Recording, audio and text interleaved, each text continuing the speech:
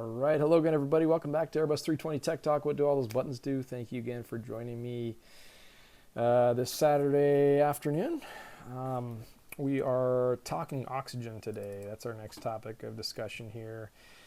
So moving down the overhead panel, the next section that we have to tackle here is the oxygen section here. So I want to start off by telling you a little bit about the oxygen system on the Airbus and give you just a little bit of background about it before we start talking about the buttons. So first of all, to begin with, we basically have four different means of administering supplemental oxygen to the crew and to the passengers on the airplane. And two of the systems, which we'll spend kind of the most of the time today talking about, are built-in or internal systems on the airplane. But two of them are actually kind of standalone or independent or portable types of systems, if you will. So we'll kind of talk about those two things first, because they're related, of course, to, once again, the oxygen that exists in the airplane. So I just wanted to kind of tell you about those. So the first one is very simple. In the back of the airplane, or the cabin section anyways, the in-flight team actually has access to these oxygen bottles that look something like this. It's just a canister. Whoops, the slides are not cooperating tonight. Just a canister, looks something like this, a big green bottle.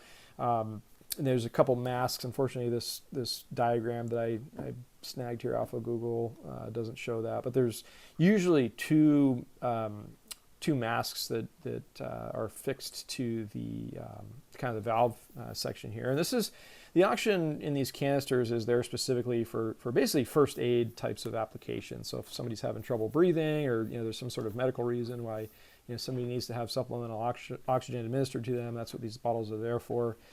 And I pulled a slide also of the emergency equipment locations, because many different carriers have slightly different variants or serial numbers of the airplane. So there's these diagrams that kind of exist. They just kind of show you how many bottles are on board the airplane and where they are exactly. And you could go all around this slide and get a whole lot of detail about more safety equipment that we have in the airplane, and once again where each of those things reside. But once again, depends on the airplane, but there's somewhere around 4 or 5 oxygen bottles in the back for them to use if need be. So that's the first means that we have to administer supplemental oxygen on board the airplane. The second one is something called these little mask or hood things. They call them protective breathing equipment. And I was just kind of zooming in on a couple of locations there. But we have one on the flight deck, and there's a couple dispersed throughout the cabin as well that can be used.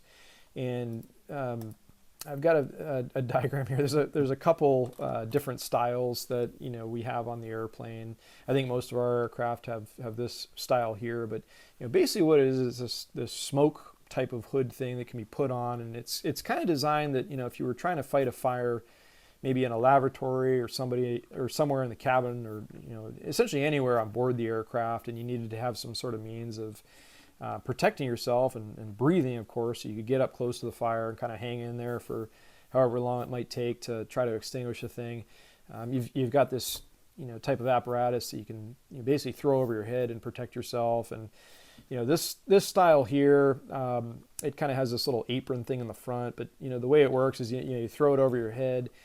You're supposed to fasten this little safety belt thing to kind of fix it to your torso there, and then there's a little you can't really see it in this photo here, but there's a little like a pull tab thing that you would use to start the flow of oxygen. And behind the apron thing here, there's like a canister that's a chemical oxygen generator that's used to kind of port some oxygen into the mask there for you to breathe if you're trying to fight off a fire. So just a couple slides here to show you.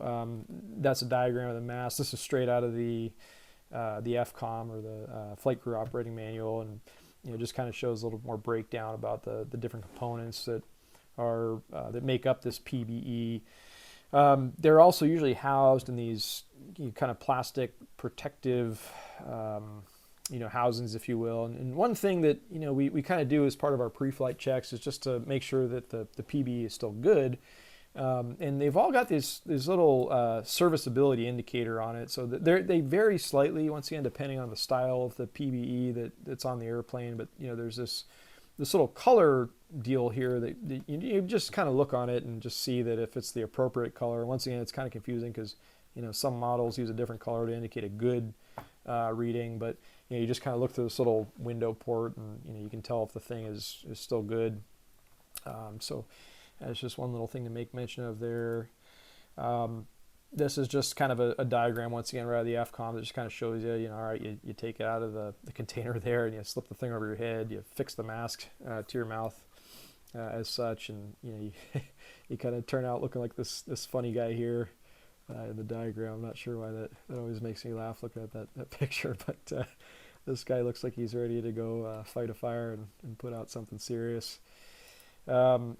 There's also so that's one style, and my carrier just happens to have majority of the airplanes are outfitted with this type of style of PBE here that kind of has this protective chest thing in place there as well to protect from heat. But there's also another version that's just kind of like this funny like spaceman looking hood thing that you throw over your head, and you can kind of see in this picture here is a good depiction of this little metal thing on the side here. That's actually the oxygen generator that when you pull the thing apart, it pulls these lanyards and it starts the chemical reaction. It starts putting oxygen into the mask here. So just a couple slides. Once again, you can kind of pause the videos later if you want to get a closer look at any of this stuff, but it just kind of outlines a few of the details of this style of PBE here. And while I'm here, I've got to tell you guys a kind of a funny story. I've been at 2 121 passenger airlines now, and it's kind of funny because the way we've done training has been similar at both these places, and I can't help but imagine that other people have the same story at other air carriers that they go and train at. But basically, there's a day in training where you get to play around with all the safety equipment. You basically have to prove or just kind of demonstrate that, okay, I can put a life vest on, I can inflate it, I can use the fire extinguisher, I can do all this kind of stuff. So part of that also is that you have to demonstrate proficiency using a PBE. And the funny thing about this is they have one of these PBEs that has probably been at the company since the beginning of time, if you will, and it's kind of funny because everybody in the class has to take a turn at putting this thing on.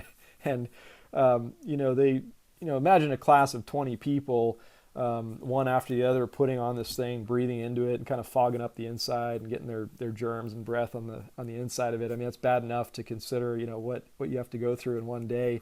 But imagine, kind of the joke is that, imagine the thousands of people that pass through an airline training facility and they've all kind of had their head inside of this thing at one point. It's just really comical to me and kind of gross, to be honest. And they, before each training session, they swab the thing out with an alcohol wipe, but it's almost kind of a joke, in my opinion. Just once again to imagine all the people's heads that have been in there over the course of time. So you get to be a part of your company's history and get your head inside of a PBE at one point. But anyways, that's all with the portable types of systems that we have on board the airplane. So on to the next slide, we have also a couple of systems built in the airplane that are there specifically for the purpose of delivering oxygen to the flight crew and the passengers once again. So the setup in the flight deck, as you'd imagine, is a bit more robust than what is there in the back for the passengers. And in the flight deck, the oxygen system is there not only for the situation of a decompression. So in other words, if you're up at altitude and the cabin loses pressure for some reason, you need to have a way to get breathable oxygen into your body so you can keep functioning and hopefully save the day and descend down to a safe altitude where everybody else can breathe. So we have this robust system, like I said, for that, but it's also there for these instances where maybe you have some smoke or fumes in the flight deck. I mean, if there's some sort of noxious gases for whatever reason coming in, you need to get good clean oxygen into your system so you can keep functioning properly and you're not getting carbon monoxide poisoning or smoked out or anything like that. So to the point where you're incapacitated and you can't do your job anymore. So this diagram just kind of spells out or illustrates rather just some of the basic components. And on the Airbus 320, for example, we have these quick donning oxygen masks, which I'm going to make a whole nother video that kind of outlines, more about the oxygen mask and, the operation and what it can do for you. It's actually pretty complex, and there's a handful of different functions that the masks can do for you, depending on how you manipulate some of the switches and buttons there and whatnot. But the quick dawning oxygen masks, which kind of live in these little storage boxes or cubby holes, which, the captain and the first officer has one on each of their sides, kind of on the side area of the flight deck there, and then the observer seats both have one kind of close to where those guys sit in the back there. So you've got the masks, you've got a shutoff valve, which we'll kind of talk about when we get back to the panel there. We've got an oxygen cylinder also that kind of resides inside the airplane. And on the 320, it's actually behind, under, and kind of to the left, right behind the flight deck area there, and one of the little recesses of the airframe. And with the oxygen cylinder, it's actually something that, unlike the oxygen system that's in the back of the airplane or the cabin for the passengers, which we'll talk about in a second here. I mean, this cylinder is refillable. You can monitor the pressure, and there's this depiction here talks about the door and oxygen page on the system status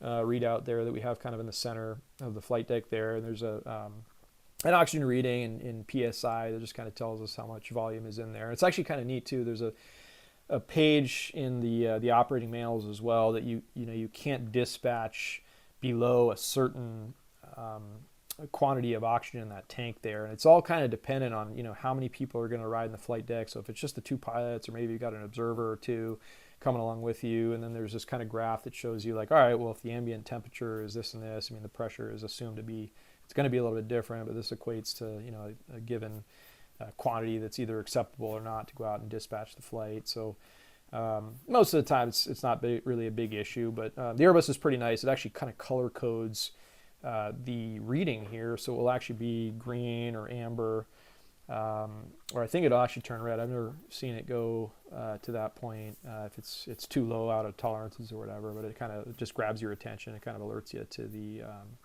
the situation in the model there. So that's I guess about it for the flight deck system there. And I pulled a couple pictures also. I mean, this is just, once again, right out of the FCOM, but it just kind of shows like the steps that you would take to, take the mask out. It's got this kind of, these two red triggers on the side that when you press them, it inflates this like head harness thing where you can really easily throw it over the top of your head. And then when you release it, it suctions down nice and tight to form a nice, like a seal around your mouth, so you don't get any leakage there, and you're breathing good oxygen to maintain consciousness, of course. So this just kind of talks about that. And then this is just a diagram of a guy putting the thing on. And this is kind of what I was talking about a moment ago, where you can see he's squeezing these buttons down here with his thumb and his index finger. And this is the inflated position of those harnesses there. And once again, if he lets it go, it's going to kind of cinch down onto his head. And one other thing to mention while we're here talking about it, some other airplanes, they actually separate out the smoke goggles and the oxygen mask, but the last couple airplanes that I've trained on, it's actually really smart that they incorporate them into one unit. So you basically get all the protection that you need just by throwing this thing on, by itself at one time. So pretty handy, pretty clever, I think. So we'll move on and talk about the last system that we're going to hit today, and that's the oxygen in the rear of the aircraft for the passengers. So unlike the oxygen cylinder that we had up front, where it's kind of like designed for like multi-use, the oxygen cylinders in the back are designed for kind of like a one-time use type of thing. So if there was a decompression in the cabin, the system's actually designed to automatically deploy the masks if the cabin pressure altitude exceeds 14,000 feet. So if that happens, the plane's supposed to send an electrical signal out to the little doors that are above every seat row there, and it's going to open the doors. And the way that this is designed is that this oxygen or chemical oxygen generator here, I mean, what it is basically there's these chemicals inside of there, and don't ask me about the chemistry because I couldn't tell you, but basically when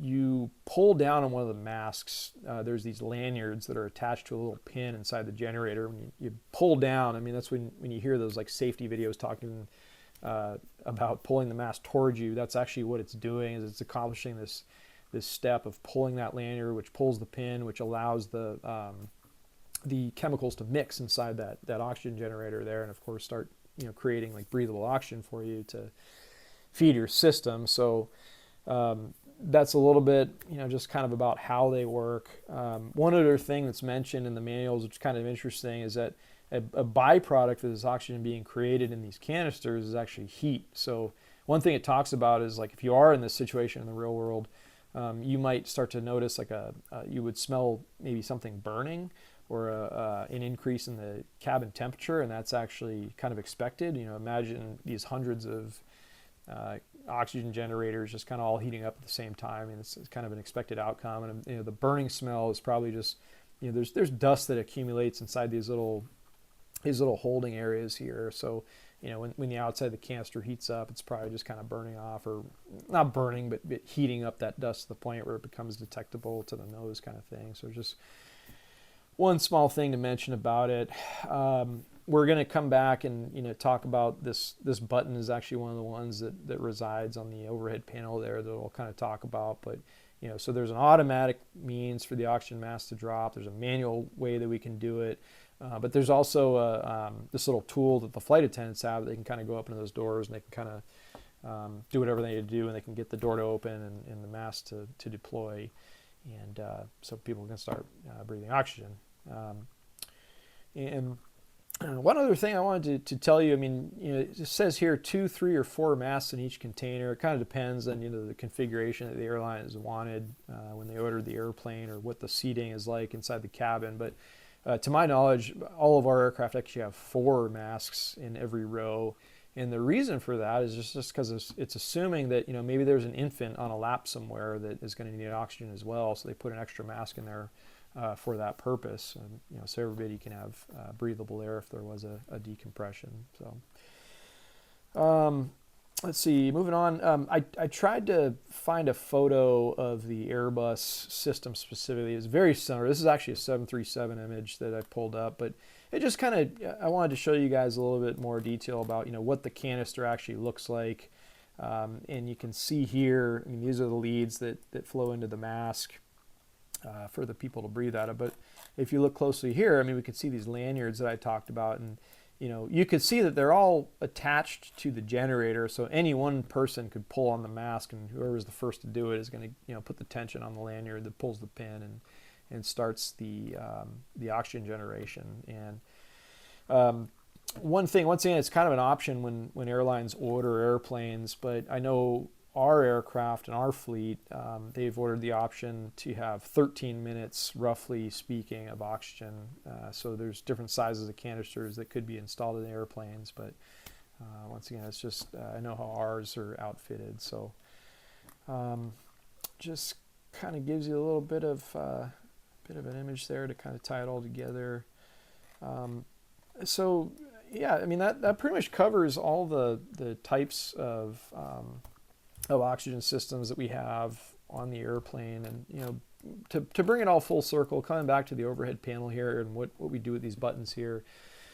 As I said, this mask manual on switch here is there in the event that if for some reason the airplane didn't deploy the masks on its own, or maybe you're in a different place and the cabin altitude has not exceeded 14,000, so it would not have happened automatically, but for some reason you've deemed it necessary to deploy the mask. And I think there's some QRH procedures that direct you to use this switch as well in certain circumstances. All you do is you lift up the guarded portion of the switch here, and you just press it manually, and that's going to send the signal out to those the doors in the overhead area there to open up so people can pull down the masks and get oxygen if need be. The next area here, it's not a push button, it's actually just a light, and I'll pull up in the next slide what it looks like, and it's kind of hard to see. My photo here got a little blurry or grainy, but it just says system on, And the interesting thing about this is that there's no sensors in the airplane that actually tell you that, you know, every single seat position has the oxygen generator going and, you know, creating, you know, breathable air and doing what it's supposed to be doing. There's all that this system on light indicates here is that just the signal has been sent to the system to release the doors. So the electronic signal has gone out and the airplane is just telling you that has occurred. So the system on light there is all of that tells you. And the last switch, the crew supply button here, if we go back a couple slides, we touched on it when we talked about the flight deck system here that we have. There's just a solenoid valve in the system that basically cuts off oxygen flow kind of upstream, I guess you'd say, of all the masks. So normally when the airplane's kind of at rest and, you know, we're done with it for the day, we're actually going to turn the crew supply switch to the off position and close that solenoid valve. And, you know, my understanding of this is just to kind of prevent any leakage. I mean, let's say there was I don't know, some way that oxygen was leaking out of one of the masks. I mean, it would prevent the whole bottle from just going empty overnight maybe. So that's part of our normal flowing of switches. Once again, when we get into the flight deck for the first flight of the day, that switch gets turned on, and it typically gets left on unless we're, you know, securing the aircraft at the end of the day. And that's just the purpose of it there and how we use it our day to day. So that pretty much wraps up all the data that I had to share with you guys about the oxygen system. I wanted to talk about, or just, you know, field another comment that I got once again. I'm really excited to see people participating more and more. So thank you again for everybody that's written in. But today's comment is from Juha V. Hope I'm saying your name right as well. Thanks again, Juha, for tuning in to the channel here. But he had responded to my last comment that I had made about just, you know, in the last video. I said, if you guys have any questions about things in specific you'd like to see, let me know, and we'll talk about those. So he said, yeah, I'd maybe like to see some step-by-step videos about what happens in takeoff and landing in the Airbus. Thank you for making these videos. I'm currently in training for the commercial pilot's license / frozen ATPL, and hopefully will someday fly the A320. So first of all, you will definitely get to that point. I guarantee you. Just keep your head down, work hard. I know how it is to, sometimes this stuff seems like it's so far off in the future, but I guarantee you're going to get there. You're going to love it. And good luck with your career. But yeah, I would love to tell you more about the takeoff and landing in the Airbus. I'm going to make a whole nother couple sets of videos to kind of outline those things for you guys. But, you know, basically, just to talk about it right now, I mean, every takeoff and landing is conducted in, you know, one of these transport type airplanes. It's actually very cookie cutter. It's actually very routine. Like much like everything else that happens on the airplane, it's a procedure. It's a you know, we do the same things every time. There's some slight variations in, you know, the takeoff profile here and there, which, you know, I'll kind of try to mention when I make those videos. But for the most part, you know, airline flying is very mechanical. It happens the same way every time, and it's easy. You know, it's designed that way for a reason. And we're going to talk about that stuff and kind of break it down for you in another video here. So that's it for now, guys. Once again, really appreciate you all tuning in. I hope you have a great rest of your weekend, and we'll talk again real soon. All right, take care.